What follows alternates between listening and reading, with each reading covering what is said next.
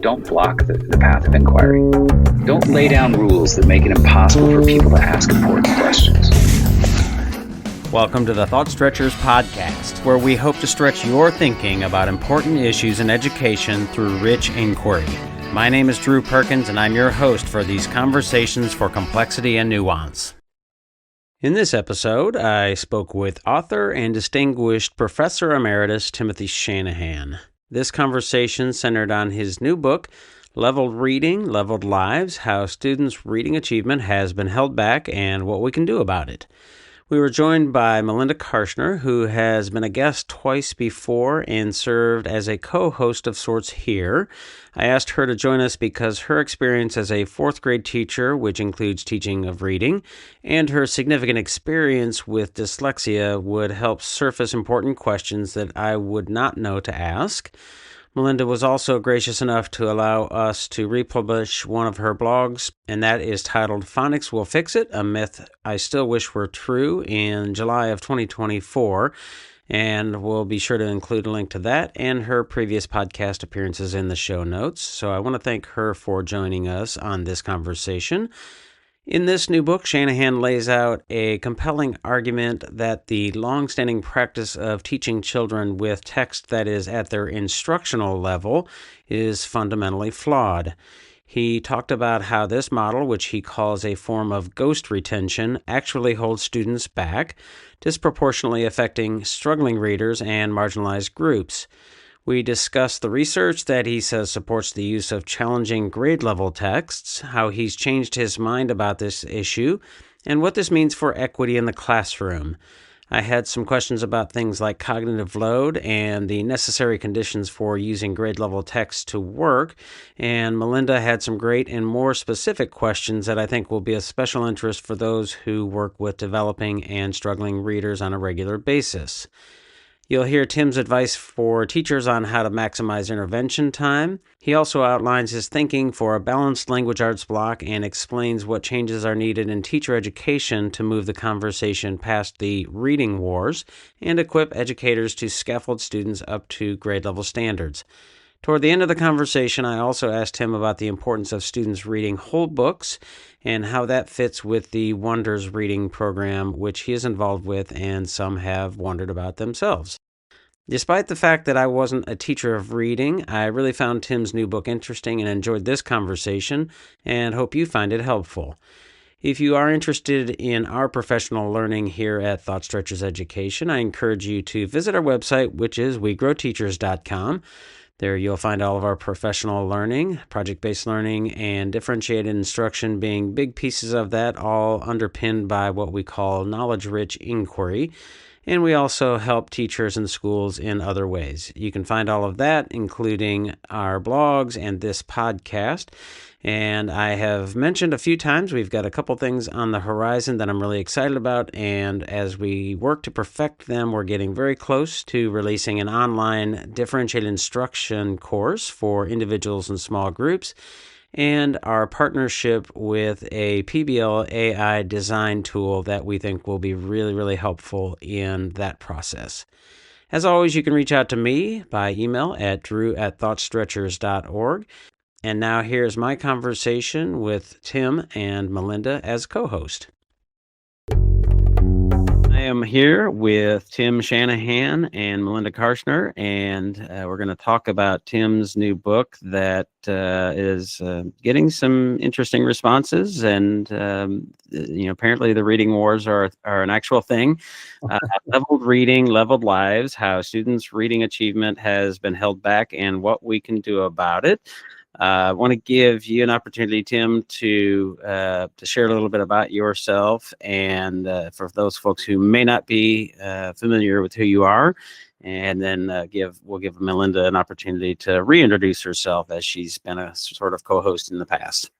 Very good. Well, thanks for having me, Drew. I'm Tim Shanahan.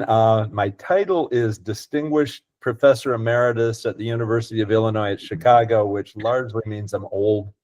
I've been doing this for a very long time. Most people who get into reading education start out as a teacher, and at some point usually when they're working on a master's degree or something, they decide reading's my thing or special education's my thing or whatever, and they go in that direction. I actually started in on this when I was 18 years old. And Of course. I wasn't an education major, but started studying reading and teaching reading, and then became a teacher. Was a first grade teacher, a third grade teacher, and such. Spent most of my career at the University of Illinois at Chicago, where I did a range of things, and eventually was director of reading for the Chicago Public Schools during a period when we were able to raise reading achievement significantly, not just in a grade level or two, but really across the board in our 600 schools. So I've got a lot of experience with this, have done a certain number of things for the federal government, usually helping to interpret research for policy. What should we be doing with reading education? And so I really spend a lot of my time interpreting research. So I mean, that's where I'm coming from. All right. Well, I share the sentiment of being older or feeling older, that kind of thing. And for those who are watching, I'm holding up the book, Leveled Reading, Leveled Lives.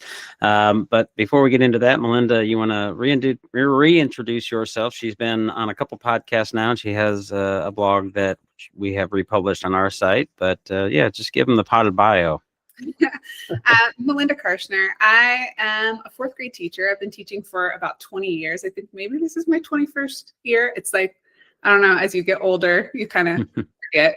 It's all a blur at this point. My passion is reading. Dyslexia runs in my family. So I think became a bigger point of interest after I had my daughter, who is dyslexic. She's allowed me to talk about her. And I think this and genuinely your book really is my passion. And I think the message you have in this book is my greatest passion as a teacher. And so I'm really excited to talk to you about it because I'm a big fan. So it work. Well, I didn't enlist her to be a fangirl here, but apparently she is. Well, Tim, why don't you start us off by kind of giving us the overview, like the standard question, what's your book about? Yeah. In reading education generally, for a very long time, actually more than 100 years, the notion has been, if you want to teach reading successfully to kids, if you want to make maximum gains in terms of kids learning, you've got to teach kids at what's called their instructional level. And for the first 20 or 30 years, when people were saying you had to teach kids at their level, they never explained what that was. And so it sounded really good. I mean, of course you want to teach people. Mm-hmm. Well, that would be foolish to teach them at any meet them where they are. Absolutely. So that sounds like it makes great sense. By the 1940s, they actually had operationalized the idea and come up with measurements and numbers, what the criteria would be for being at your instructional level.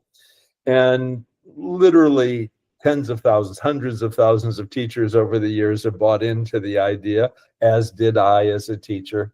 And what it means is you spend a lot of time testing kids to make sure you find out what their level is. You have to find books at their level so that you can teach them with those books. And you have to, because you'll have kids in different books, you're going to need multiple groups to teach. So your instructional time is going to get divided up among different kids and so on. There's a problem with that idea, and that is that overwhelmingly the research is saying it doesn't work. And that if anything, we're holding kids back. We're preventing them from making the gains that they could make. We're reducing their opportunity to learn rather than meeting their needs in some important, incisive way. And that's why I wrote the book. It's we've had a well-meaning theory that for years and years and years was not tested by research. And then when people started testing it by research, we started finding out that it either was not adding anything, so we were spending an awful lot of effort doing something that wasn't helping at all. And for in a number of the studies, the kids who are getting that kind of treatment, that kind of attention, actually not doing as well as the kids who were just being taught with grade level materials. And so if you think about it, what we're doing usually is we're advancing kids through the grades. We don't retain them. If you want to flunk a youngster in America's schools, quite rightly, the school districts usually have policies that require that you start identifying these kids by Christmas time, that parents be informed way early so that everybody can be on the same page, that you start doing things to try to prevent it if possible, and so on and so forth. And they're going to check to see, not, what an individual teacher does is one thing, but what is the district doing with everybody in terms of equity? Are you flunking only certain racial groups or ethnic groups, and so on and so forth? And so essentially what we've been doing in reading education is we don't retain the kids. We tell the parents we're sending them on, but then when they go to the next grade, let's say the kids go to fourth grade, Melinda, what's going to happen is, but they're going to still work in the second or third grade curriculum. So it's a kind of a ghost retention. And because of the way that we use these reading labels to describe the kid's level, a substantial percentage of the time, parents have no idea that their youngster is actually being taught with a curriculum that's a year, 2 years, 3 years below the grade level. It's a secret, which is why the national assessment says more than a third of American fourth graders are reading below their grade level, and something like 90% of parents in surveys say that their kids are reading that level or above. So we've managed to very successfully hide this from parents until it's too late to do anything. And as I say, we're not actually helping kids. In most cases, we're actually doing some harm. So gotcha. So that's what it's about. And to be clear, you're referring to not independent reading, but instructional settings and that kind of thing. Just a little bit more level setting for folks, just because I think it'll probably be helpful. How would you characterize your, position, or how you think about teaching of reading with phonics? And when we think about that in the context of the reading wars that anybody who's paid attention would be familiar with. Yeah, I'm very pro phonics, but I'm pro following the research.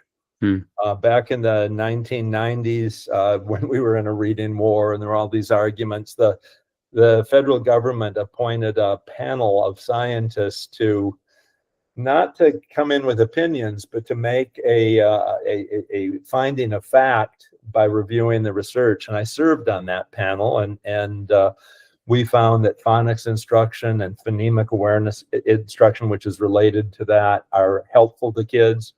We also found vocabulary instruction and text reading fluency or oral reading fluency are beneficial. And that it's possible to teach kids some things directly in terms of reading comprehension that can improve the effectiveness of how they think about the ideas when they read a text. And so, all of those things should be in schools. So it's not just phonics. Phonics gets argued about a lot. And the research supports it, but research supports other aspects of reading instruction as well. And we need to do all of those. And I would argue one of those is teaching kids comprehension with books that are more likely going to be grade level than necessarily the youngster's reading level. Gotcha. Well, I'm going to turn it over to Melinda here, but one of the things, two things. One, which is I think interesting that you at least say in the book that you've sort of shifted positions from previously, which is always refreshing, and hopefully you're in the right position now, right? Well, not to. But I spent, anybody who listens to this podcast regularly knows I spend a lot of time sort of in the inquiry versus direct or explicit instruction and cognitive load theory and all of these kinds of things. And as I'm reading it, some of the things that really caught my attention were the idea of cognitive load and the frustration level and things. So I just want to kind of put that out there as some of the context before I turn it over here to Melinda, who I think has surely has some better questions because she teaches reading and I do not. Yeah, I think just going off of, Tim, what you were saying earlier, what I loved about this book so much is I feel like there has been this major gap between the focus of the conversation in the reading wards, which is usually phonics and decoding, which is so important, especially in the early grades. And then there seems like there's this needed bridge for where do we go next? And so while I was reading your book, I think why I loved it so much, it spoke to a lot of what I do in my own classroom, but I also feel like it's now in a book that people can read, that bridge that we need to move past where I feel like just what I've noticed over the last 20 years, we've been stuck just turning this phonics decoding, and there hasn't been much spoken about, and then what? So I think, I have so many questions, but I just wanted to throw that out there. This bridge is so needed and is bringing this conversation to the next level so that we can get out of that. Yes, phonics is important. Yes, decoding is important. And so now let's equip teachers with all of these tools that they need to get kids where they need to go, which is making meaning of reading.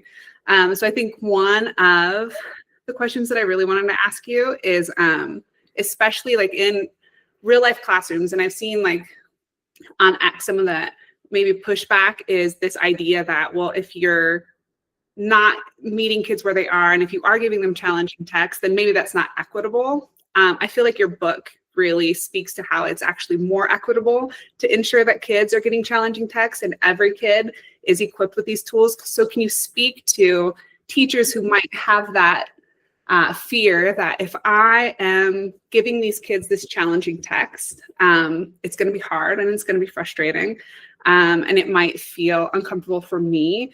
What advice do you have for teachers that need that like step to, yes, it's hard and challenging, and yes, this is equitable and this is what kids need?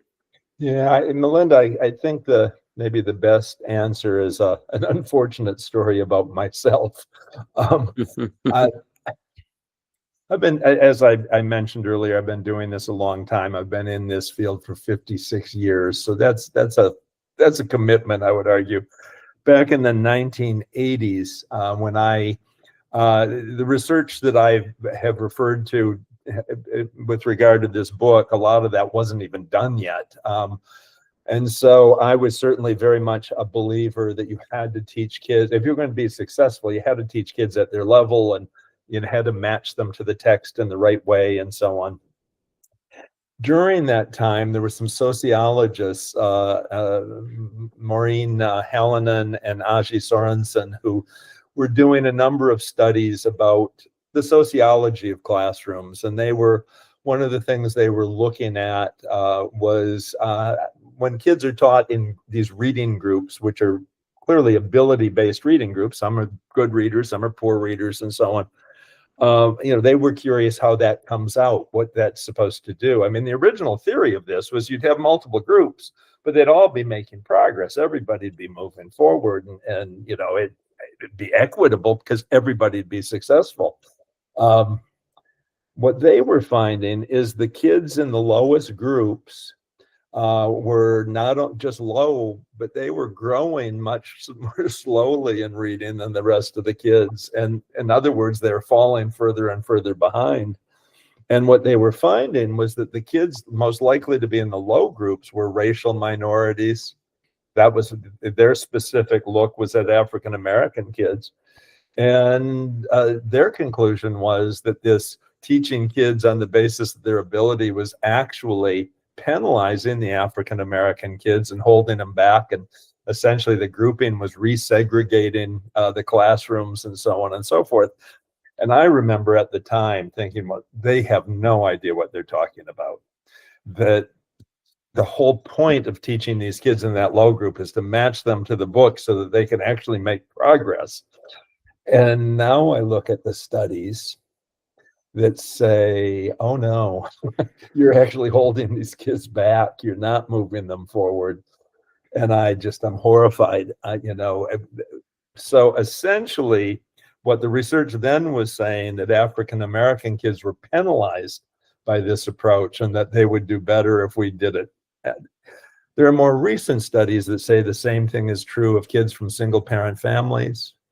Same thing as for kids who come to school with English as their second language or third language in some cases. And so what we've been doing is actually preventing kids from getting the experience with grade level language, with grade level content, with the richness of ideas and stuff that they should be dealing with given their age level. And so instead of actually benefiting these boys and girls, again, well-meaningly, but we're hurting them. We're holding them back. We're making sure they don't succeed. Let me add one more thing. There was a study that came out last year, and it's a correlational study. It's not a causal study. They didn't do an experiment or anything, but they identified 28,000 schools in the United States that serve a population that's below average. So, this is needy kids. And of those 28,000+ kids, about 1,300 of the schools manage to catch kids up, that each year they start closing the gap. And the one academic thing that they found different among those schools with the rest of the schools was in reading and math, they try to teach kids at grade level rather than at their instructional level. They don't keep dropping kids back each year and saying, well, we don't think you did well enough last year. We're going to teach you last year's curriculum yet again. The fact that they're successfully catching kids up to the average that they're making, that doesn't mean every kid succeeds. It means more kids succeed. We do really well if we could pull everybody up to average. It could be Lake Woebegone. It would be wonderful. But these schools do it, and they do it not by putting kids at their level. They do it by making sure kids learn each year's curriculum. And I think that suggests to me, if you're really concerned about equity, you got to find ways of taking most kids or all kids through each grade level, doing the schoolwork of that grade level. Are there some necessary conditions, and if you're trying to push kids beyond their instructional level, again, getting into that cognitive load and the frustration and Vygotsky, and you mentioned right about Vygotsky and all of these kinds of things. It stands to reason, of course, then we've got to scaffold and we've got to do certain things to be able to get them to be able to read and deal with these texts, which are ostensibly just out of reach, right? We don't want 5 or 6 grade levels above, probably, or something like that, but or maybe you do, I don't know. So what are the sort of necessary conditions that would make it equitable? Because obviously if they're struggling, then that's not particularly equitable. Certainly one of those, I'd point out that the research that I'm going on, and it's a substantial body of research at this stage, but the youngest kids in the studies are second grade and the oldest are high school. So it goes over those years. There are good theoretical reasons why kindergarten and first graders shouldn't be pushed to a higher level. In fact, I think you could argue that instructional level theory is something that makes sense for a brief period when kids are starting out, and we've generalized it all the way through 12th grade, which is a crazy idea, but that's kind of what we've done. Welcome to education. Crazy ideas. Anything that's good is good for everybody. And so what I would say, what you want beginning readers to do is to get down the basics of that decoding system. They're not going to learn everything they need to learn about decoding, which is why Melinda says you're going to have to keep teaching that, and she's right. But initially, what these studies are telling me is if kids can get to, say, the average end of year first grade decoding ability or beginning second grade decoding ability, what I'm talking about makes great sense. Before that, the thing that really makes text difficult is the lack of decodability of the text. Kids don't know the patterns, so they don't know what to do with it, and lack of repetition of words so that they're not accumulating words or getting to see these patterns again and again. And so we don't want to slow down that decoding learning.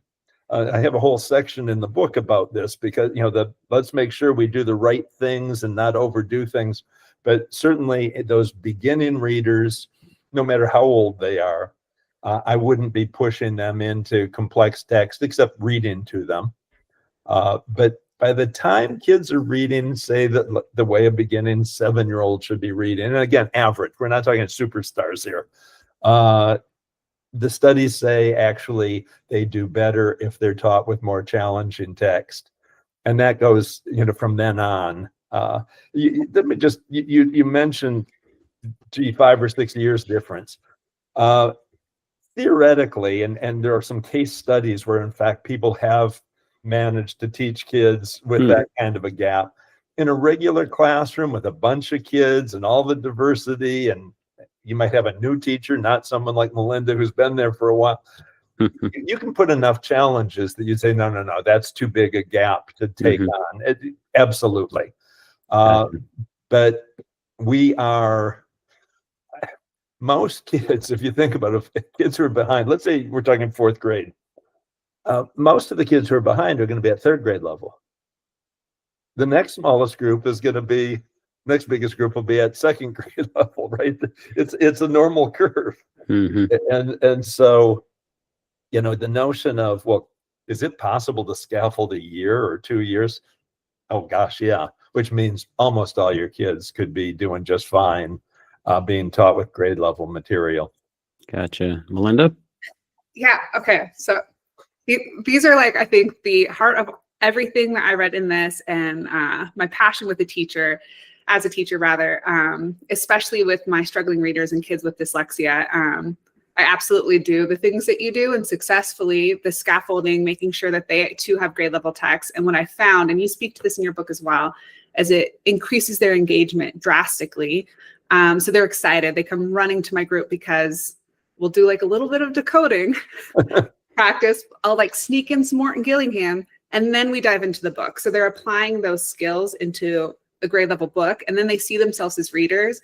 And you speak to that so beautifully in this book, how it gives them a sense of respect, and they feel proud of themselves, and their engagement goes really high. And I think any of that cognitive load with the scaffolds, you're able to overcome. So I guess my question because again, I think we have really figured out K-1-2 reading. The research is really clear. And then things get kind of murky as we get into 3rd and 4th grade, especially with intervention. And you kind of touch upon in the book those kids that are 3rd grade level or 2nd grade level, when they're with that reading specialist, what would you suggest is the best thing to do? I think right now, a lot of what I'm seeing is 45 minutes of decoding. And I absolutely believe that decoding is so important. And what you suggest, what I've seen anecdotally, is what you're suggesting, spending more time giving them the tools to comprehend grade level text feels more important. So how would you kind of suggest balancing that? These kids that are still failing nonsense word tests, and they're maybe not doing good on a DRA test with their fluency. What is the best use of time in their 45 minutes of intervention? Yeah, certainly one thing I would do if the kids are at that, they've got those basic foundational skills, they still don't decode well, they're still not fluent with their grade level materials. It is perfectly reasonable to keep teaching decoding, but man, 45 minutes of that doesn't really make any sense. I would apportion my time, and I think what I would do in what you described, I'd probably hold that to maybe 15 minutes of the 45 minutes. And then we would turn our attention to taking on a text. And one possibility, I always love it with an intervention teacher. If the intervention teacher coordinates with the classroom teacher, they can do things like get ahead of what the classroom teacher is doing. So the classroom teacher next week is going to be having the kids read a social studies chapter or the next story in their reading book. And I have 4 of your kids, and what we're going to do is we're going to work on one of those texts. We'll do some fluency work with it let me just sort of back off and let me just put this into a context so it'll make sense to everybody. The instructional level, the way you set it, the way you determine whether a youngster's in the right book is you look at how accurately they can read the words. And so you're looking for a high percentage, and different people, there are different schemes. Anywhere from 90 to 95% accuracy is what they're looking for. So if you had the kids read a 100-word passage, they'd make 5 mistakes, or they'd make 6 mistakes, and then, oh yeah, he's instructional level. And they'd say, oh, the youngster has to be able to comprehend the text with 75 to 90% comprehension. And that's without instruction. That's just on their own if they can just read it. What the studies show is that when you test the kids' oral reading like that, they'll get a score. If you have them read the text a second time without any instruction, without any teacher assistance, the numbers of errors, the number of miscues goes down by about 50%. And so think about that. We will say, oh, Drew can only work in a 3rd grade book. If we put him in a harder book, but if we have him read it once aloud, we could put him in that book. It would be at his instructional level. So why hold him back for a year if that's all it takes? So I would certainly suggest one of the things you'd like that teacher doing is take 10 or 15 minutes where you're actually having the kids practice reading it aloud so that they can reduce the amount of errors they're going to make, and which obviously facilitates comprehension and builds overall reading strength. And then use the rest of the time to actually get the kids reading a portion of that text for comprehension purposes. And you scaffold it. You ask the kids at the age levels we're talking about, I would usually have them try to read it silently for comprehension, not aloud. We want to get them moving in that direction. And I would be asking questions of them, not aimed at, oh, can we ask the kinds of questions that'll be on a test, but ask the kinds of questions that'll reveal if the youngsters understand in this text. That's the real key. And so I'm going to, there's a real complicated sentence in there. I'm going to ask a question about the idea that sentence expressed. Or, oh, here's, you had to figure out the meaning of this word from context, and I think it's possible to do it. I wonder if the kids got the idea they were supposed to get from that. I'll ask about that. And if they don't, you take them into the text and you show them how to do it. And of course, initially you model that, and then over time you guide the kids to do it, and you get them doing it independently.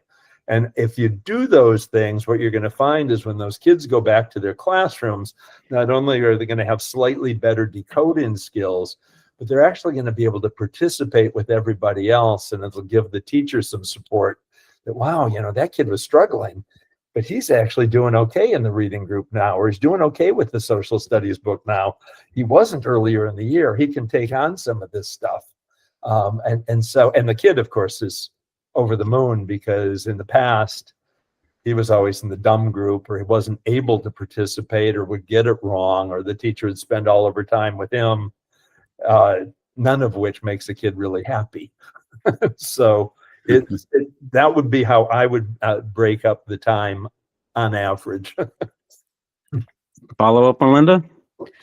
No, I mean, that I think in my lived experience seems to work really well. Adding those scaffolds, and I mean, again, making sure they have some still intervention with the coding, but I think by the time they get to fourth grade, I love how you speak to the shift to now we're making meaning and we need to make sure they're comprehending and we need to give them equitable access to grade level books.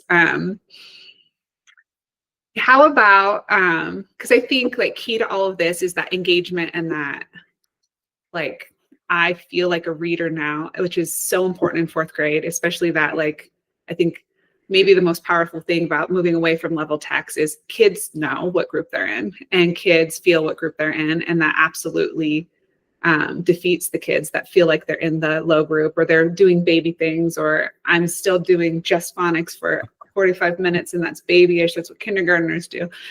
So I think it's so powerful engagement. You also speak in your book about choosing engaging materials and engaging texts for like whole group. How do you suggest teachers go about doing that? Especially like right now, there's a big push for following curriculum with mandates, and there's a lot of worry about sometimes those texts aren't particularly engaging, which puts, I think, a bigger roadblock than a lot of other things. What advice do you give to teachers for that engagement piece when they do have control over the text and when they don't have control over the text? Sure. And, one of the problems that we have in reading education is language isn't a sequential subject. This isn't like arithmetic within mathematics. If you want to teach a kid multiplication, if he doesn't know how to add yet and doesn't understand that concept, it's not going to work. You clearly have to learn one to learn the other. In something like social studies, you could argue, well, if we're going to study American history, we're going to study a sequence. We're going to, start in 1776 and we'll go in this class up to, 1860 or something like that. And perfectly reasonable, not the only way you can do it, but perfectly reasonable. You get a subject like science and you go, do we have to study genetics after electricity, or could electricity come before genetics? It makes no difference. And I would argue when it comes to language, the notion, you have to learn this vocabulary word, just doesn't make any sense. It's made up. No one has found, for example, in decoding, nobody has found a particular sequence of phonics that is better than another. It's just, you need a sequence. You have to have a plan. And so this notion of, we have to follow the textbook really carefully because we only want, we have to present this story before the kids can study that story. Nah, there's not really any kind of evidence that would suggest that. There's no reason that it would work that way. So the teachers really should have some latitude. One of the things that we know about motivation is choice is very powerful. And so the notion of, what if we took the next 3 stories that we were going to work with in our reading class, and we said that we were going to say to the kids, which one do you want to work with? Let's vote on the ones we want to work with. And you can pick your first and second choice, and you try to make sure kids, you get a one that everybody wants. You do that, and motivation goes to the roof, and now kids are engaged. And the teacher can say, this is really hard. We have the Lexiles on this, and this says that you guys are going to struggle with this, but this will be fun because you're interested in whatever the story is or whatever the topic is. So I would involve kids in that kind of choice, but it's not, do you get to read or not? Do you get to read something easy or something hard? The kids get to choose among the texts that you have laid out for them to choose among. And that kind of thing can work. But I also, it is also motivational for kids to know. For example, I would tell a group that, in the past, when I was working with boys and girls with your reading levels, I would have put you in a second grade book when you're in fourth grade. I don't want to do that with you guys. I want you to work in the fourth grade book. Is that okay? I'll help you. I want you to be successful, but we're going to do we're going to do something I wouldn't have done with your older brother or sister. Kids are thrilled with that. In fact, there was a study of high school kids where that was part of the study. They asked the kids if they would prefer working with a text at their level that they should be able to read easily, say in a social studies class, or to work with a grade level book with teacher support. Overwhelmingly, guess what? The kids wanted to work with the 9th grade books, not the whatever it would have been for their to meet their levels. And what the teachers found and what the data showed was, with assistance, the kids were able to do just as well as they would have with the lower books, except they were handling the 9th grade text and doing what the social studies teacher would have normally wanted in terms of the content and so on. So I think choice can be part of it. I think just making sure kids know how hard the text is going to be, that you're actually asking them to do something tough. Challenge is motivational if you can be successful. And so that's where the teaching is so essential in this. The teacher has to do something. You can't just, oh, well, now you're in a 9th grade book. Good luck to you. That's not what we're talking about here. So I'm thinking through the sort of cognitive science of learning lens as I have conversations with those folks a lot, and I agree with a lot of that. And I hear, more than one thing can be true at the same time, right? Choice and some of the things that you say lead to motivation. Folks like Paul Karshner will say success leads to motivation. I don't disagree, but there are other things, as you mentioned there.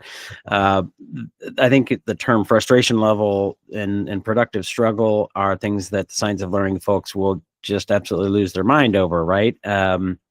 That we don't want to do that to kids. We don't want to push them, their working memory, their cognition, their cognitive load. One of the quotes that jumped out at me, and I think I shared it on social media, I may have tagged you, I don't know, but Richard Smith and Robert Bjork, I assume I'm pronouncing that right, professors of psychology at UCLA. And the quote is, manipulations that maximize performance during training can be detrimental in the long term. Conversely, manipulations that degrade the speed of acquisition can support the long-term goals of training. And I can imagine how that would land with, science of learning advocates who want to say explicit instruction, break it down to the smallest chunks. And I don't think you're advocating for not doing explicit instruction. So how do you sort of resolve that tension? Well, we want explicit instruction, but we want explicit. That's why I want to identify when a youngster is having trouble with the text, what they're having trouble with. So this vocabulary word, are they having trouble tracking this idea through the text and are losing track of what it is? Are they having trouble with this complex sentence? Are they thrown by the organization of what this whole text is doing? You need to identify those kinds of things, and then you intervene. Then you give the support, and so there's definitely room for skills practice, and let's do a 15-minute vocabulary lesson, or here's a worksheet on where you're going to break down certain kinds of sentences. But what we're really talking here is about those situations where there's going to be a communal read, whether it's a reading group or a whole classroom of kids in a science class or whatever. We're going to read a text together. And reading that together, we're going to talk about it. The teacher's going to ask us questions about it and so on. But the teacher should be using those as opportunities for addressing kids' needs. And so that body of research that you referred to, I wasn't aware of that before I started writing this book. That wasn't something I knew about.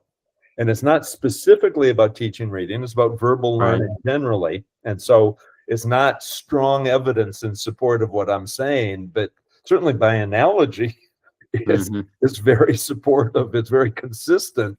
And what they're saying isn't that you should overwhelm people with difficulty, but that frankly, if it's too easy, if you can learn it just like that, tomorrow you're probably not going to know it. And so you have to find a way to make it more difficult. And so when you put kids in text that they can pretty much already read, you've only left them about that much to learn. And if they don't learn it, nobody's even going to notice because they're already doing so well. I mean, think about it. If you can read the text with 95% accuracy, and you can answer 90% of the questions without any teacher intervention, most teachers would be perfectly satisfied with that. But that shouldn't be the starting point. That should be the ending point. I put you in this social studies chapter that you struggled with, but by the end of it, you could answer 90% of the questions, and you could read most of the text, and we won. You climbed the mountain. So we've got to be careful of terms like frustration. In this instructional level idea, the person who came up with it, a professor at University of Pennsylvania back in the 1940s, fellow by the name of Emmett Betts. He said, we all have an instructional level, and that's where you match the kid to the text. That's at 95%, and you're going to get optimum learning. There's an independent level that's so easy that teaching wouldn't help because you can already do it on your own almost perfectly. And there's a frustration level. He used that term frustration when that was a very hot kind of research going on. And frustration level, which frankly it's harder than the instructional level. And even with a teacher like Melinda, a good teacher, you wouldn't be able to make progress with that text. You wouldn't be able to learn from it. You wouldn't be able to comprehend it, even with her help. If you look at the actual research at that time on frustration, everybody was scared to death of it. If somebody gets frustrated, they're going to fall apart. Over years, they eventually figured out, boy, learning is benefited if there's a degree of frustration. In fact, if there isn't frustration, you don't get learning. And this predates them figuring that part of it out. Well, actually, they already were starting to in the early 1940s, but it was ignored. Yeah. I think it's, Melinda, I'll turn it back over to you here. I just want to sort of point out, I think it's Ron Richard who says, learning is at the point of challenge.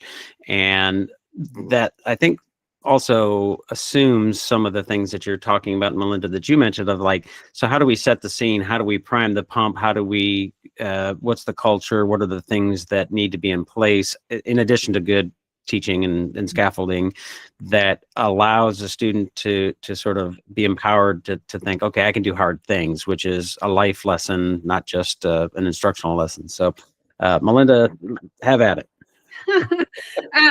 I think just tying all of this in, I think a lot of your book and a lot of this conversation speaks to the need for teachers to be adaptable and responsive. So I think like what needs to change in the way that we're teaching teachers and the way that we're treating teachers to make sure that we're equipping them with the knowledge to be able to make these quick decisions while they're teaching reading and while they're scaffolding.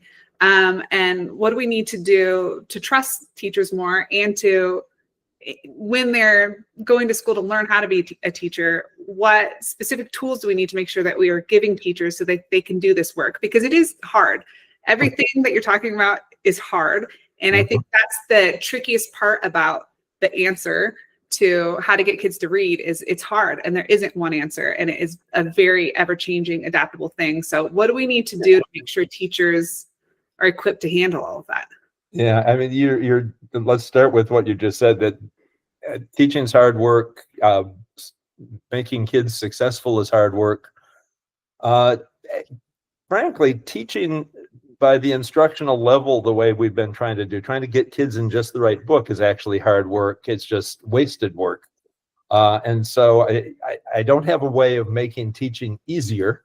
No. I think we can make it more successful, and we can make sure that teachers' time is actually being used productively. I mean, I go into classrooms and you'll see a teacher teaching the same lesson 3 times because they're required to teach small groups. Just like, wait a minute, you could do this so much more effectively once with the whole class and then, catch kids who maybe didn't get it and, go through it a second time with them and you'd still have time left over. What's going on here? So I think at the university level, we have made such a deal out of this idea of matching kids to books and everybody having to be at the right level and so on, instead of focusing on identifying, I want to know which kids are going to be far behind a book, which ones are most likely to struggle. And I want teachers to know what are some of the things you can do. If you go and look, not just in reading education books, the textbooks and so on for people trying to become teachers and studying reading, but also studying social studies or science, teaching any book-centered, text-centered kind of subject. And because of this notion of an instructional level, there is absolutely no information on what do you do when you're teaching a youngster with a text that outstrips their skills, their current skills. We're silent on it. And the reason we're silent on it is because no good teacher would teach a youngster with a text that was hard for them. We'd always teach them with books at their instructional level, which is why secondary teachers, middle school and high school teachers, they tend to do things like round robin reading when it comes to taking kids through a textbook because they don't know what else to do. They're not sure how to handle it. They don't necessarily know what the specific kinds of demands the textbooks in, say, science present and so on, because we wouldn't want a teacher to put a kid in a book that hard. Well, actually, we should, because we want kids to learn that. So what kinds of things should teacher education do? One, most states now have standards for what levels the kids should be reading at each grade level. They should explain to their students why those standards are there, what they mean, and what happens if a youngster gets all the way through to those levels in terms of their ability to participate in our society when they leave high school. That would be one thing, because it gives you the reason why you'd want most kids to be taught from grade level material. If you don't get them to those levels, they start falling short of what it takes to succeed in a freshman English class at college, to succeed in a workplace, the kinds of workplaces that hire 18, 19, 20-year-old kids. I know they're not kids, they're adults, but I'm 97 years old. How dare you? You're right. Or it allows them to get into the military. Those are things kids want to be able to do someday. If you take that sixth grader and you put him in a third grade book, when does he get the sixth grade curriculum? And if you say in ninth grade, you see what the problem is immediately. So that would be one thing. I want I want young teachers to know that, so that they can have some commitment to actually trying to get these kids to higher levels. Right now, there's no reason to get them to higher levels. I just teach them at their level and they get as far as they do. And, who cares? It's hard for a teacher to actually be motivated in that situation. Second, you've got to start teaching people, what do you do with words? What do you do with fluency? What do you do with sentences? What do you do with cohesion? How do you handle those things? What's the difference between a science book and a social studies book in terms of the linguistic demands? And can you actually help kids with that in any way so that teachers can be in on some of those secrets? I think if you do a couple of things like that, a few things like that, I think we could see some pretty big changes, both to teaching, but most importantly, to our achievement levels. We are really holding our kids back. I know that one of the things that has surfaced and probably surfaces a lot, and I think you probably saw some of it, if not, we talked about it before on X and social media, the sort of tension and I guess the knowledge and comprehension kind of thing. And of course, Natalie Wexler's work and really trying to push for knowledge as it relates to comprehension. So can you kind of unpack how you think about those things a little bit? Yeah, well, there's no question that an aspect of comprehension, or part of how comprehension works, is we use knowledge to make sense of new information. You've talked about, cognitive overload and those kinds of things. New information that gets operated on has to go into short-term memory. It's into a workspace, essentially. Stuff that's already in there in your long-term memory reduces those demands, and you're able to do more thinking about the ideas. Of course, the more you know, I use a trivial example of it just to make the point. If we had everybody reading a book about George Washington and it had 25 facts about George Washington, somebody who already knows 15 of those facts might come away knowing 20 at the end, and you go, oh, wow, that's really terrific. Somebody who knew nothing about it might come away with 15 of the facts, and you'd go, oh, low comprehension. So part of it is it reduces how much you actually have to learn from a text because you already have that. So knowledge matters. Where I disagree with some of the folks is the notion of, therefore, the way you teach reading is you get rid of reading instruction and you just teach kids a lot of social studies and science, and then the world will be fine. That neglects one, literature, where you learn an awful lot about human relationships and human development and so on and so forth. You miss out on an awful lot of really key knowledge. But also you miss out on language. You miss out on teaching kids how to deal with English and the complexity of it and how text works and so on. So I'm not willing to go as far as they go. Where we overlap, where there's 100% agreement or 1,000% agreement, however you want to think about it, there is absolutely no sense to, when you're teaching reading, to not use texts that contain rich content, rich language that you want kids exposed to, that you'd like them to know. There's no reason for a kid to walk away from a reading lesson not knowing more information about the world because they just read something about the world.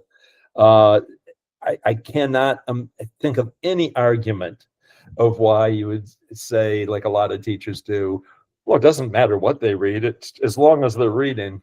Yes, it does matter what they read, and therefore we should have kids reading good literature and good information about the natural and social worlds. I mean, that's a given. And so I want kids to come out of that. In fact, with one of my publishers, I've pushed for years to they'll do these skills tests at the end of a week or the end of a unit, and here's some of the vocabulary words that we introduced, or here are some of the decoding skills, and here's some comprehension questions that you can practice with.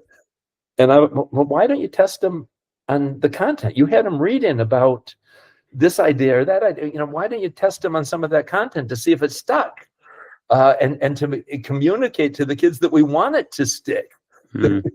And I think I finally won on those arguments. Took a while. Yeah, and Melinda, I think you've talked about this on social media and places, the importance of those texts and also the importance of books. So I don't know if there's a follow-up question you want to ask or maybe a different one.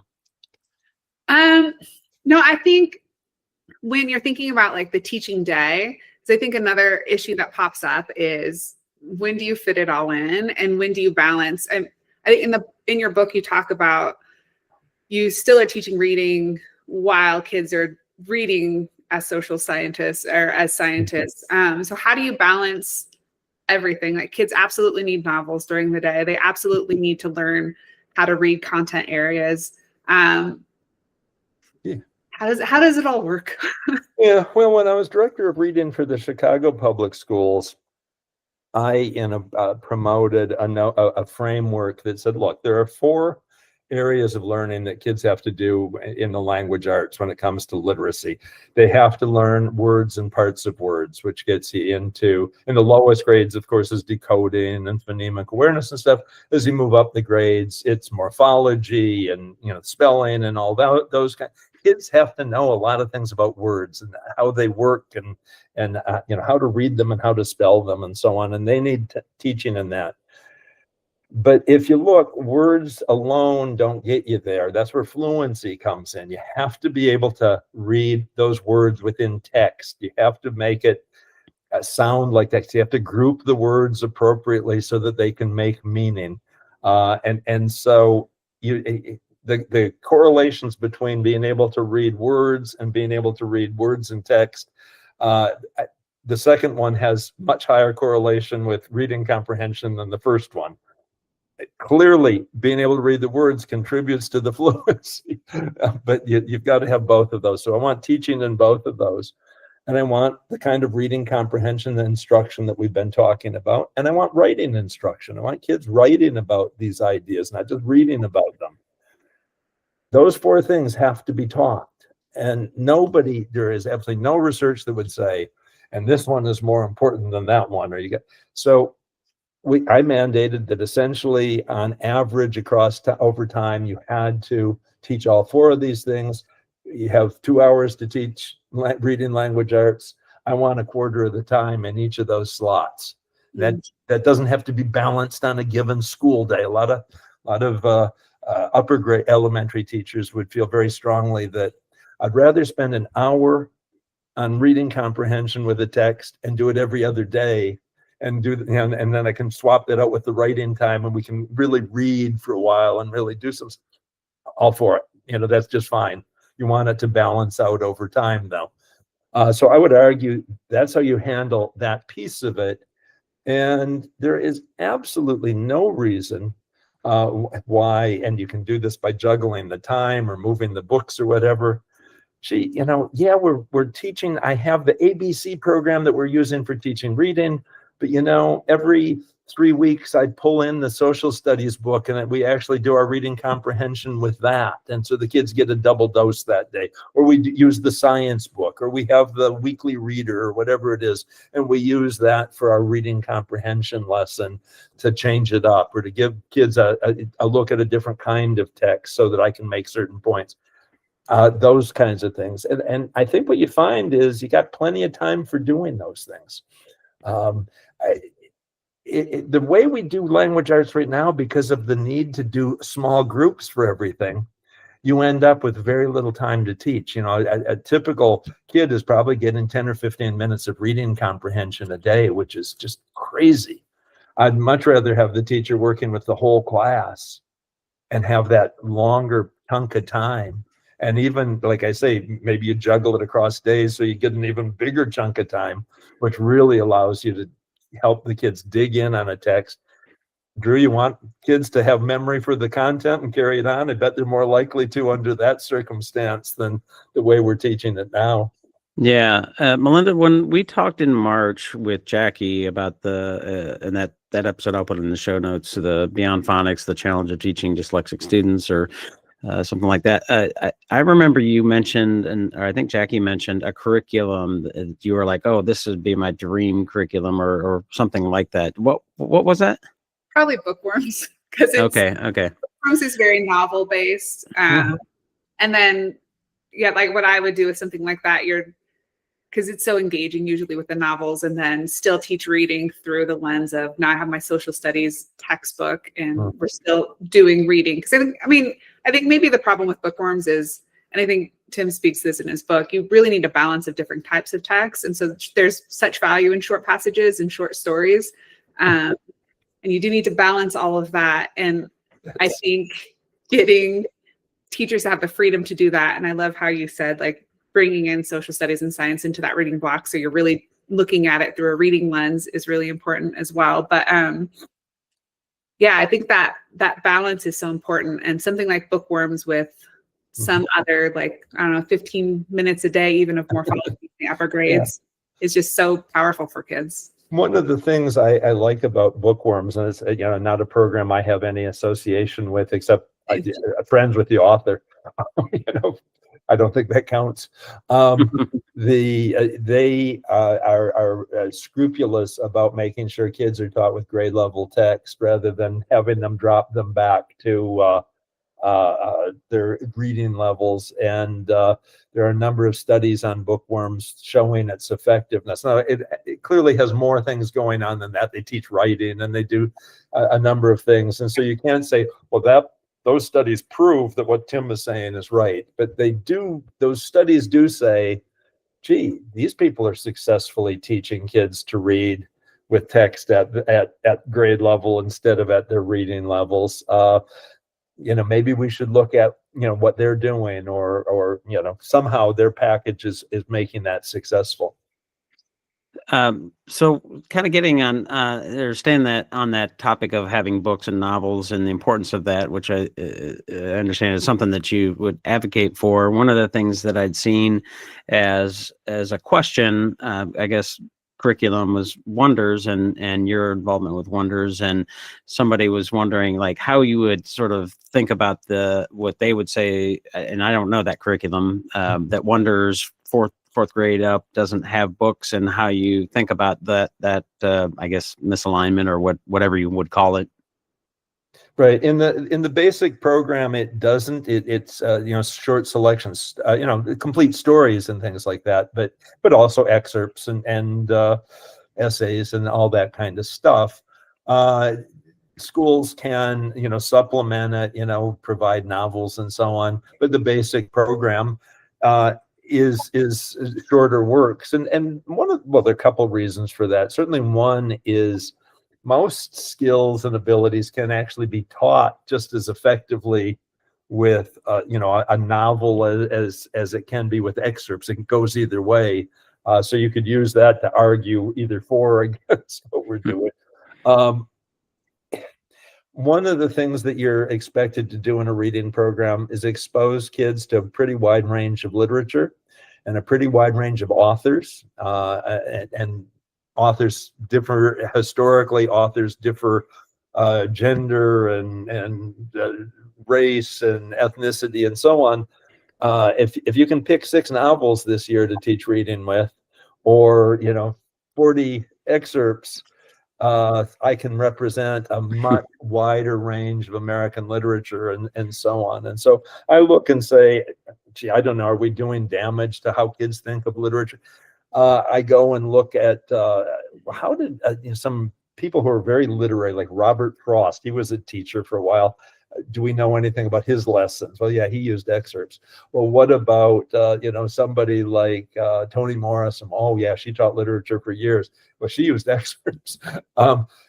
But that isn't the only reading kids should be doing. That's instructional reading. That's so that's anyone who looks at a reading instruction book and says, that's what kids should be reading.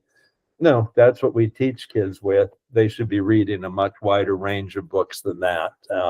Gotcha. Yeah. Well, mindful of time, I wanted to, and Melinda, if you have maybe one last question, but I wanted to point out, and I appreciate what you put on page 163, and we touched on a little bit before, the idea of pedagogically meaningful activities. And if we're talking about how we engage students and motivate them, you mentioned some of the things that we work on, and lots of folks at Science of Learning and Cognitive Science really push back on this stuff. But you add a sort of qualifying statement that I tend to as well. So you talk about project-based instruction, collaborative inquiry, those kinds of things. That's the kind of professional development work that we do. And to be clear, we never advocate using inquiry to teach reading. That's not something that we should ever be doing. But inquiry being a really powerful tool in a number of ways, but you also talk about carrying that out with direct teacher supervision and explicit instruction. We want to advocate for that, so I appreciate that. So yeah, mindful of timing. Melinda, do you have any maybe last question? If not, then we can wrap it up and give links and things like that. I think my last question was going to be about the basal readers, so we covered that. Okay. Well, I'm again mindful of time. I appreciate I appreciate the book and appreciate the work and the conversation. Are there places you want people to visit? Obviously, get the book. Any other places online, that kind of thing? I have a website where I put out a lot of free information. There's no commercial stuff there. Shanahan on Literacy, which includes a blog and a podcast and lots of links to everybody else's sites and so on. So it's kind of a good one-stop place. I try to make sure anything I put up is research-based, that and if it isn't, it's pointed out so that people understand, oh, this is Shanahan's opinion. This isn't some summary of research. So I try to do that. I think I do that more than anybody. I try anyway. Yeah. And if you want to give social media, or maybe you don't, I assume it's on Amazon, or if there's a place you prefer that they go to get the book. Actually, it's published by Harvard University, by Harvard Education Press. You can buy it from Amazon. You can there's a reduction in price if you buy it through Harvard directly. There you go. And so they might prefer to go to that site simply to save a few bucks, but otherwise, wherever you can buy your books, buy it. Yeah, and we'll put that in link in the show notes as well as Amazon. And I know you're on X. Again, I don't know if you want to share that. I'm trying to lessen my traffic on those places, but it's hard because there's some benefits, but man, there are some drawbacks. Yeah, I try to get my blogs out on X and Facebook and LinkedIn and I don't know, Blue Sky and Threads and so on. On X, I think I'm at Reading Shanahan, I think is what it is. Yeah, we'll put those things. I'll look those up and put them in the show notes.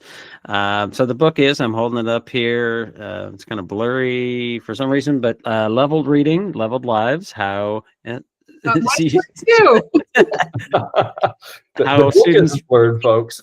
Yeah, how students' reading achievement has been held back and what we can do about it. Melinda, anything you want to add before we sign off? Oh, no, just thank you for writing this book. I really think, especially for the upper grade teacher, it's a very important read. So I hope people out there read it. It's very thoughtful, opens up a lot of great conversations. So thank you for writing this. Melinda, thanks. I enjoyed meeting you. And Drew, thanks for having me on. I appreciate it. What we need to do is spend enough time together that we can start to translate our ideas into each other's language and include one another in this community of inquiry. And that is the work of love.